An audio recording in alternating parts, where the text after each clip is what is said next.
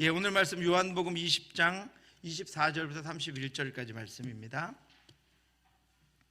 요한복음 20장 24절부터 31절까지 우리 천천히 같이 읽으시는 동안 오전의 말씀 잘 한번 기억해 보시기 바랍니다.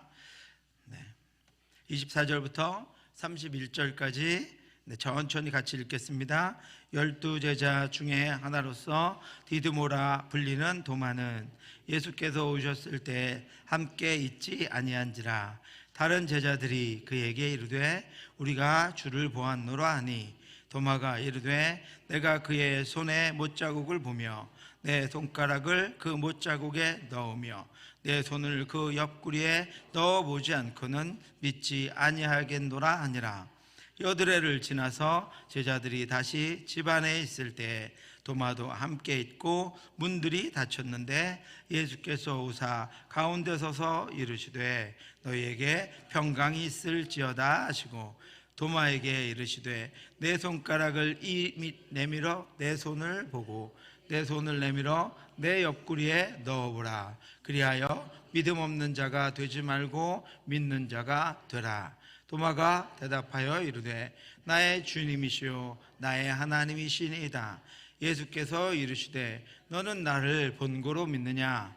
보지 못하고 믿는 자들은 복되도다 하시니라.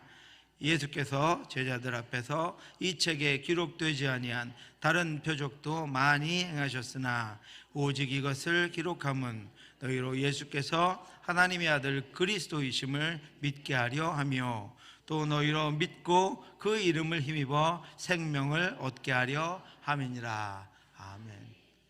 말씀 다 생각나셨죠? 제가 오늘 본문은 끝부분에 예수님의 부활에 대해서 20장의 전체를 묵상해야 되는데 그거는 말씀 중에 놓고 오늘 본문은 끝부분에 여러분 기록했습니다. 이제 문제 읽어가시면서 여러분 그 요점들 한번 좀 깨달아 보시면 좋겠습니다. 우리 1번 문제, 우리 제목이 뭐였죠 오늘? 보지 못하고 믿는 자들의 복. 여러분 딱 생각나시죠? 보지 못하고 믿는 자들의 복. 누구에 대해서 말씀하신 거예요? 우리에 대해서. 예수를 보지 못하고 본 사람들보다 보지 못하고 믿는 사람들이 훨씬 많아요.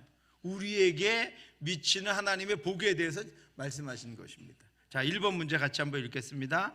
우리를 위해 십자가를 지고 3일 만에 부활하신 예수님이 우리의 구원과 더불어 이루신 것들이 있습니다. 그 중에 첫 번째는 무엇입니까? 16장 21절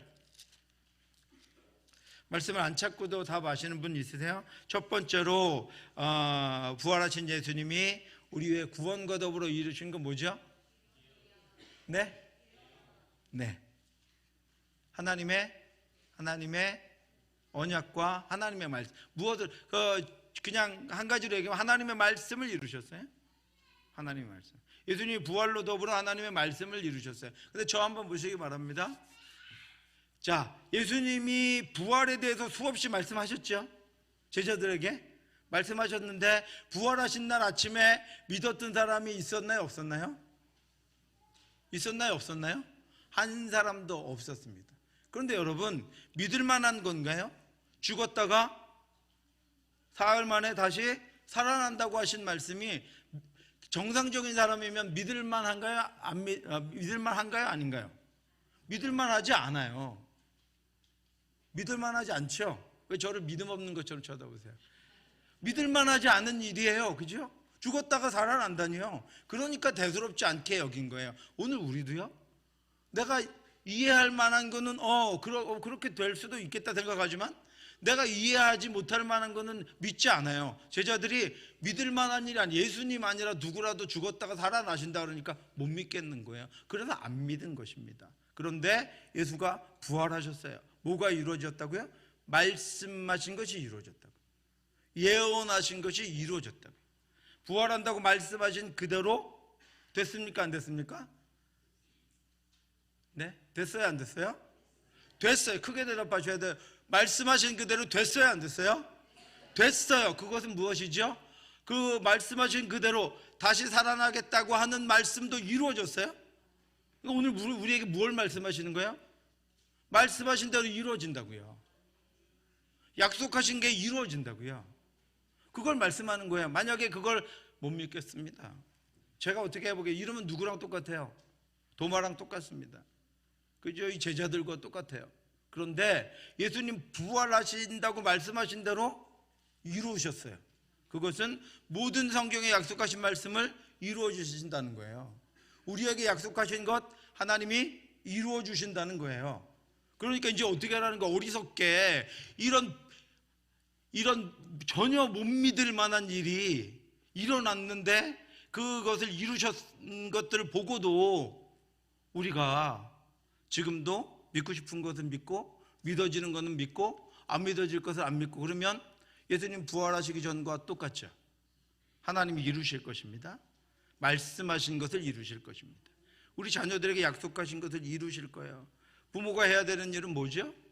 그 약속을 우리 아이들이 놓지 말고 붙들고 가는 거예요.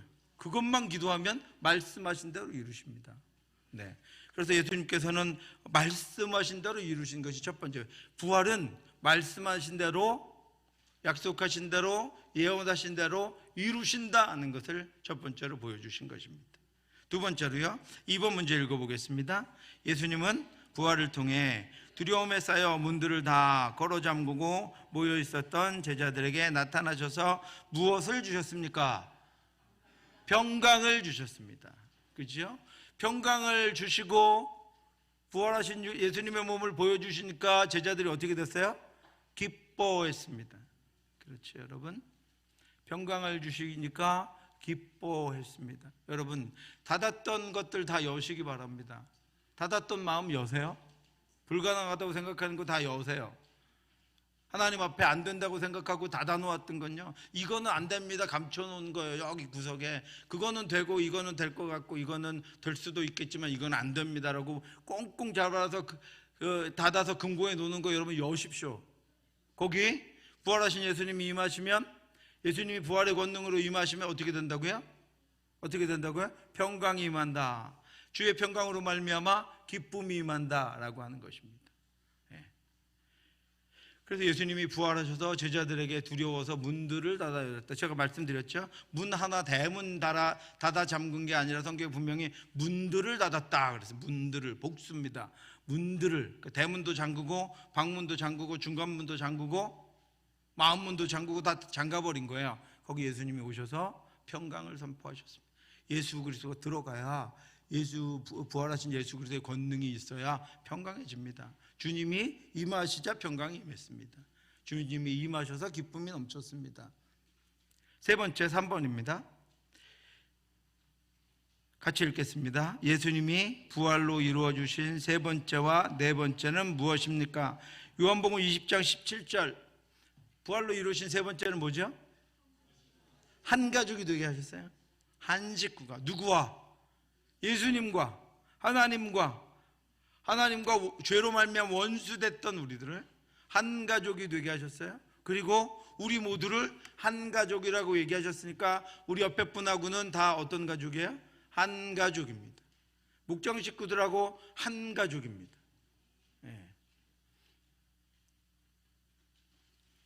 누가 목장 모여가지고 누가 내가 갖고 온 거 많이 먹었냐고, 많이 먹었다고 싸우고, 목자가 누구만 좋아한다고 질투하고 이러지 마시기 바랍니다. 고린도 교회는 그렇게 싸웠어요.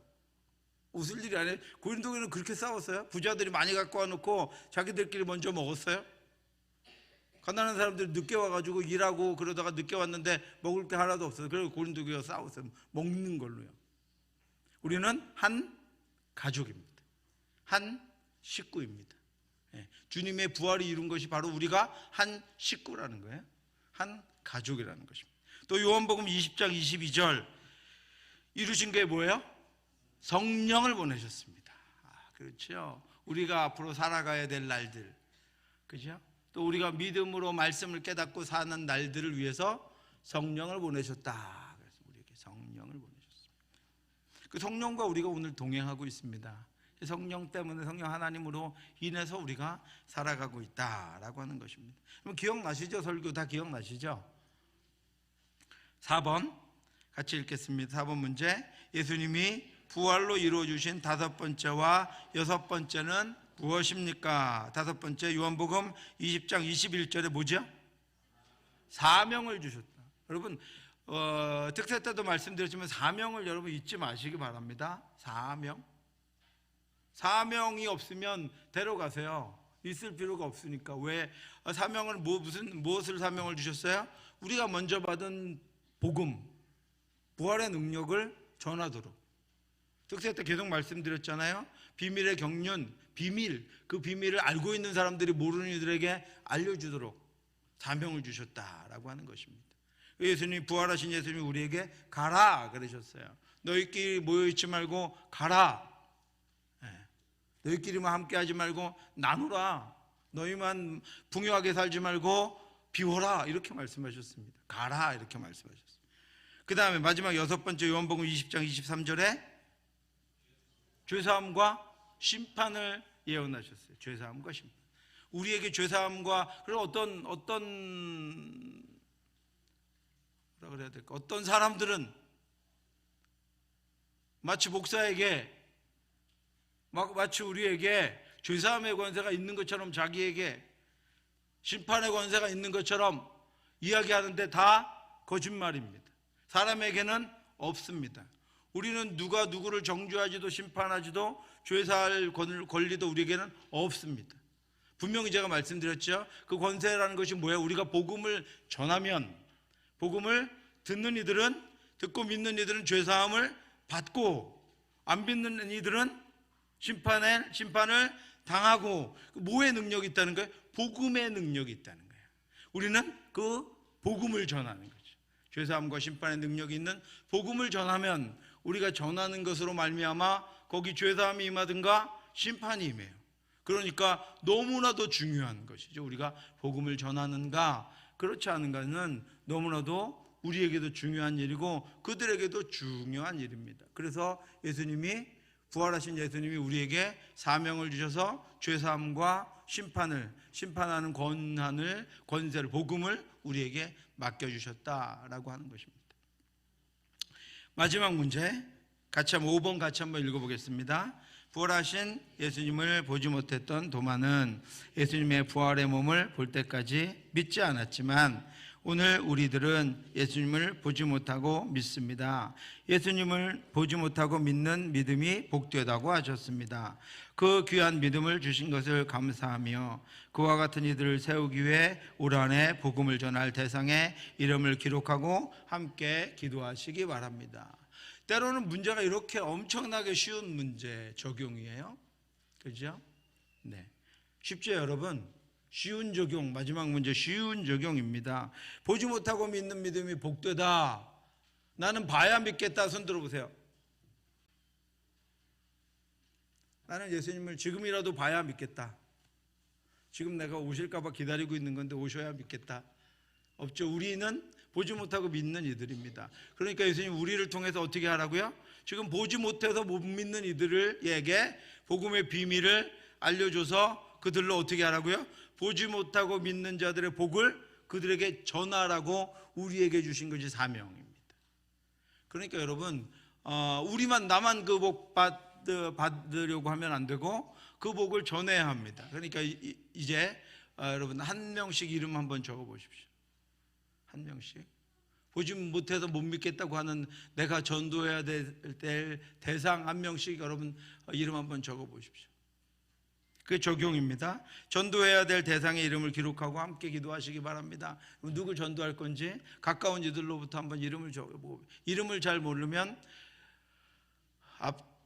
내가 가는 시장에 시금치 파는 할머니 뭐 이렇게 적으셔도 돼요. 자기만 알면 되는 거니까 한번 적어보십시오, 여러분. 네. 전도해야 될 대상, 하나님, 이분이 보지 못하고 믿는 복을 얻기를 원합니다.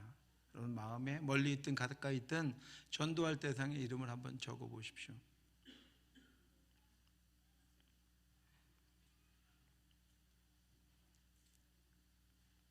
그 복을 위해 우리를 부르셨습니다. 여러분 왜 저를 쳐다보시지 말고 적으시라니까요.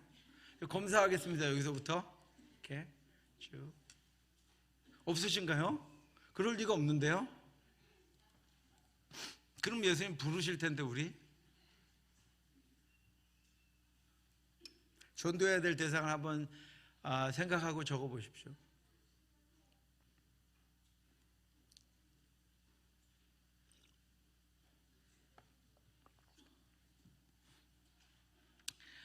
그래서 오늘은 이제 그 대상을 놓고 같이 한번 기도하는 것입니다. 우리 목장에 오픈하고 이런 대상이 전도해야 될 대상이 있습니다.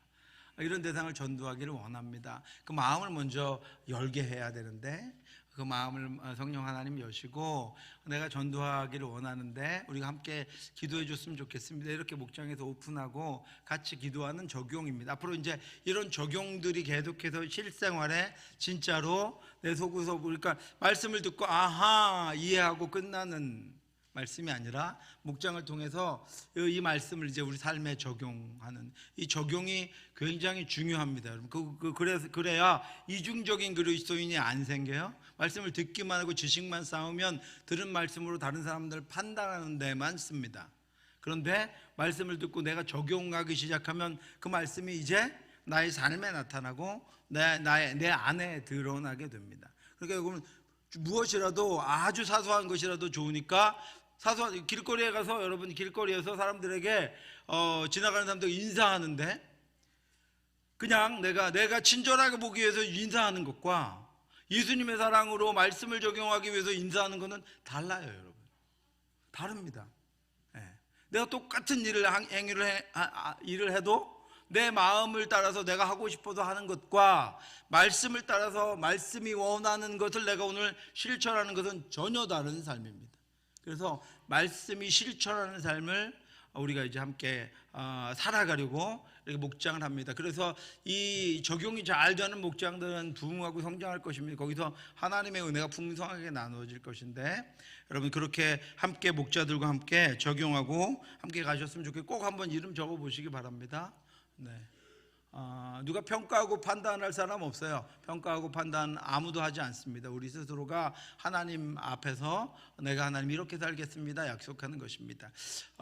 그렇게 적고 적용해 보시기 바라고 앞으로 이제 이런 문제들이 여러분들 목장 모일 때마다 이렇게 나아갈 겁니다. 그러면 주중에 모이셔서 말씀 생각하시고 같이 말씀 한번 다시 한번 기록해 보시고 같이 적용해 보고 적용한 거 잘할 수 있도록 격려하고 함께 기도하고 이런 목장 모임을 가지려고 하니까 여러분 같이 협조해 주시고 함께 해 주시면 감사하겠습니다. 한 10분 정도 목장별로 모임 갖도록 하겠습니다. 그래서 오늘 말씀을 같이 나누어 보시든가요? 아니면 목자들이 이제 최종적으로 어떻게 모일지는 오늘 좀 이야기하시고 이제 오늘 목장 모임 통해서 최종적으로 확정하고 나눠드릴 테니까 목장 이렇게 별로 나눔 방을 만드시든가 이렇게 같이 한번 나눠보시고 또 그동안 한 일주일 동안 잘 지내셨는지 인사도 좀 하시고 그러면 좋겠습니다.